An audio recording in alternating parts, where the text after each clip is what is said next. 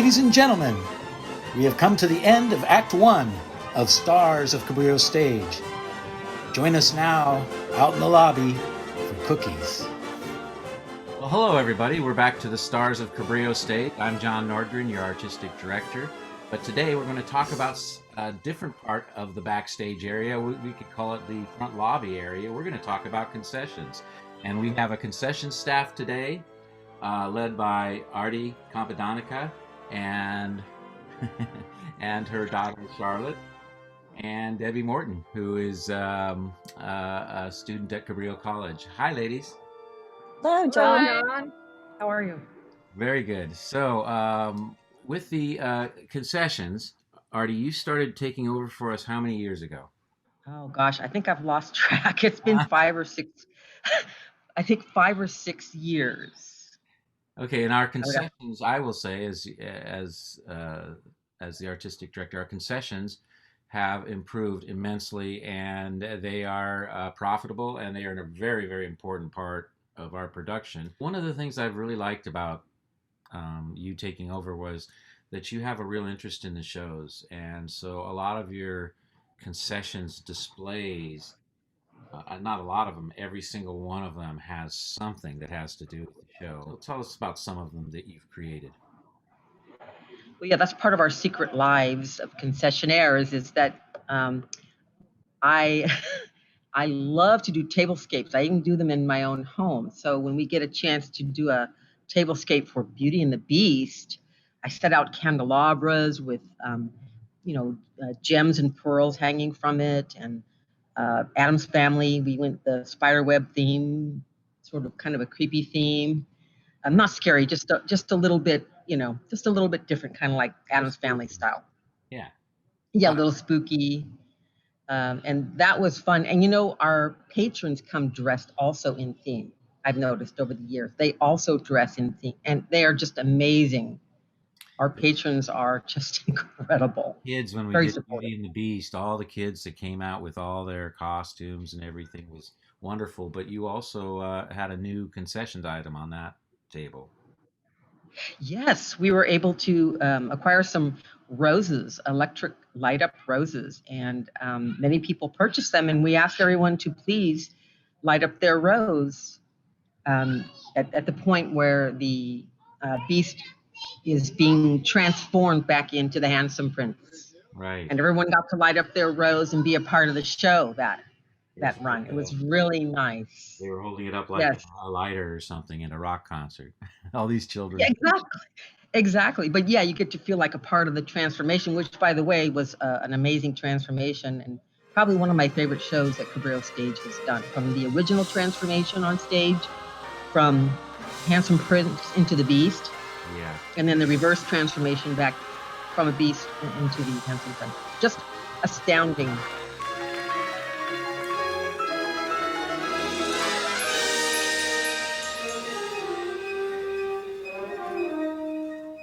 Part of this episode is going to be a submission by each of you, which is fantastic. It reminds us all that everybody involved in Cabrillo Stage, everybody involved in the arts, and all of our students that are close to us at Cabrillo Stage are studying music and art, and so we, from each of you, have a completely different submission.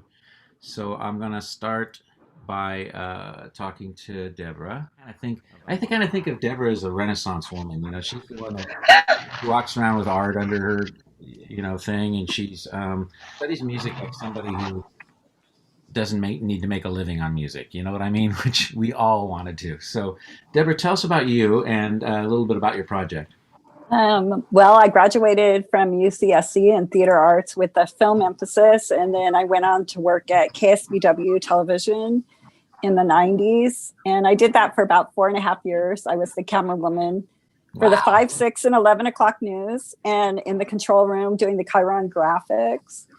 And that got to be very depressing because just the news every day was depressing. So I'm not a depressed person. So I got out of that and I started working with special, I started working with special ed. So that's where I'm at right now, is I'm working with special ed. I'm taking symphonic winds at Cabrillo, and then I'm also studying classical guitar with Guy Cantwell at Cabrillo. And so one of the major influences was Lou Harrison had a lot of pieces that were written for the guitar. And I just love how he has a lack of harmony and he uses the rhythm in such an unusual way. And so that was my submission, was to kind of do a little dedication to Lou Harrison. Well, and we know Lou Harrison as one of the founders of the Cabrillo Music Festival. He's also a world Yeah. famous composer now. He's in every book that you read about it and is being taught in school. But the best part was he's from right here. And I knew him as a kid. I met him many, many times. And he was around. I thought, oh, there's the music man. And then later on, as I grew older, I realized he was teaching at San Jose State and Cabrillo, a lot of gamelan classes, a lot of Eastern music, which explains why exactly what you said, which is it's not so much about the harmony, it's about the collisions of harmony through melody and rhythms, which is very much Eastern Hindu style music. Uh, but Yeah, you can definitely feel his spirit when you play his music. And that's what is very exciting about playing any of his pieces.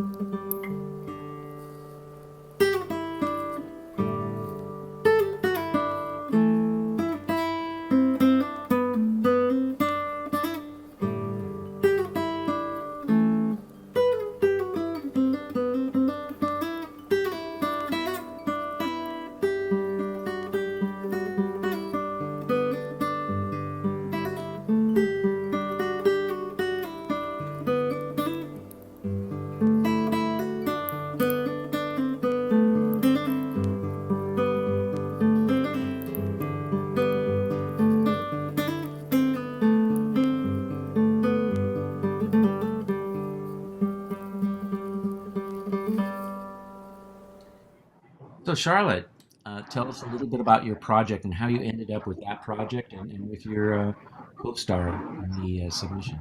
Well, I really wanted to join a voice class this semester because I've always been told that I have a voice that has potential to be really, really good and well trained and honed.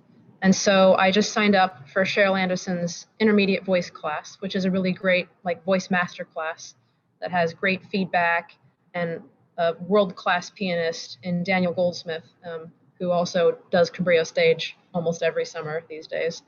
And I just felt like I was a little bit too nervous to sort of like go up by myself for the first song. And so Thomas Webb, who starred in last year's Cabrillo Stage production of Into the Woods, offered to do a duet with me.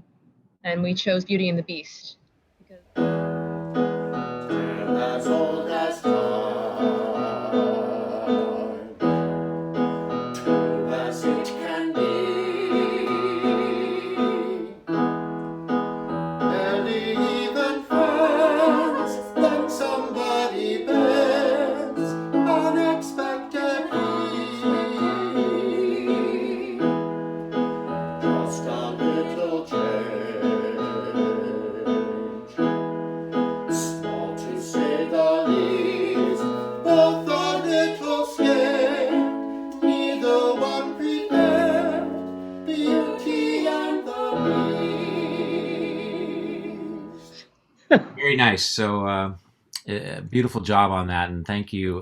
That's very important. I think one thing that it says about Cabrillo is you can come to Cabrillo, you can study your arts, and you can try the things that you've always wanted to try in an environment where it's okay to not have success or not succeed at first or to fail. And we try to get rid of that fear, right? I mean, we're trying to allow people to be able to, well, in the world of band, we always say blow chunks before you get up in front of an audience, right? So you have to have a room to blow all that junk out there as a saxophone player, and same thing with singing. You've got to develop that confidence and skills. And so not only do we have great teachers like Cheryl Anderson at Cabrillo College, but we've also got, and Mark Beidelman does great jazz vocals, but we've also got great students. And so there's always time to spend with other students and help them along. It's wonderful. Yeah, they do. Yes, definitely.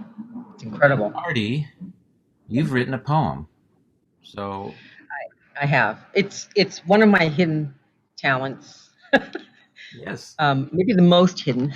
I actually, you're just talking about the teachers at Cabrillo, and I started coming to Cabrillo back in 1998 because I really wanted to get back into music, and so I was going to do vocal, and those classes were all impacted. They were closed. They were so full. So I went back to my my roots as a child, and I decided I was going to pick up my violin again. And so I started taking classes with Sue Brown and Don Adkins, and that's history. I thought, you know what? This really is incredible. This is me. I became a really excellent violinist because of Sue and Don. And I did a lot of private lessons with Sue and her daughter Karen and son-in-law Daniel Levitov. So, and you managed Sue Brown's orchestra for years. The oh yeah, I helped. Right, I helped with the classes. Orchestrating their concerts. Setting. From setup to breakdown, and do the programs and posters. That's another one of my hidden talents. Here at Cabrillo, I took a digital media class and learned how to do all of it. Right, it's one-stop shopping here at Cabrillo. It's amazing. Yeah.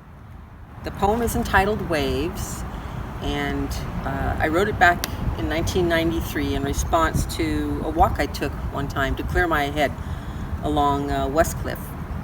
And so my head was so filled with things, and as I was thinking and sorting things out, the waves all of a sudden started to speak to me.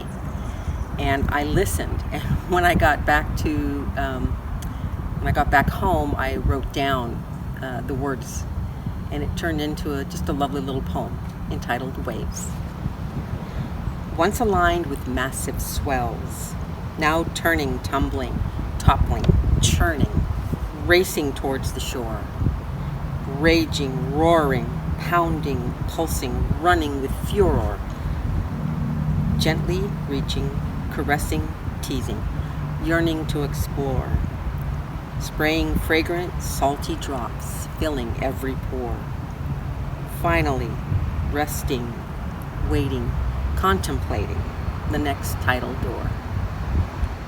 Part of this whole Concessions episode is we are going to start at Cabrillo Stage to offer things to our donors. There will be a donor letter soon, chances to see some of our archived materials, including Escaping Queens and others, and see some of the new professional videos that we are creating ourselves. So one of the things that our concession staff has done as they have created a wonderful gift basket, which will be raffled off on the first opening day of Cabrillo Stage when we have an audience. We're hoping that will be sometime in July, mid-July. So we raffle it off that day, and it will be you will be entered in the raffle by being our donor. So stay tuned. But I think we have a picture of our we have a picture of our gift basket here. Wow, look at that! Yes, yeah. Oh, there's the theater in the background. What a good shot that is. Push the top down a little bit, and we'll see a little more. Yeah, there we go. Ooh, I see already some stuff I want. So I'll definitely be there. Essentially, donating to us will give you a chance to be entered into the raffle. And you don't have to be there, but we will raffle it sometime in mid-July when we have our first opening night. Well, ladies, I want to thank you so much for joining us today. It's really been a pleasure, and our hats are off to you, because I do remember a few times when we had no concessions and people were crying out intermission. People were crying and yelling and calling me and saying, "What the heck are you doing? You have to have concessions." And thank you, John, for all that you do for the shows, and for us getting to see the shows is amazing. So thank you very much. Well, I think we can be excited about the new reality when we get there. I'm already pretty excited, and this all just points out that Concessions and you three are part of our Cabrillo family, and we love you. Thank you, John. Thank Thank you you. so much. Thank you. Thank you. Okay, bye-bye. Back to Concessions land, and we'll see you at our next show. Bye, John. Bye. Bye, John. You bet. We'll be there. Wolf down your cookies and hide your soda. The second act of Cabrillo Stage's return to the theater includes an archival performance of our world premiere production of Joe Ortiz's Escaping Queens. This will be aired Sunday, December 27th at 3 p.m. and again on January 1st at 7:30 p.m. Our next episode of The Stars of Cabrillo Stage will be a look back at the making of Escaping Queens, including an interview with the creator and director. Look for this next episode in a couple weeks on The Stars of Cabrillo Stage.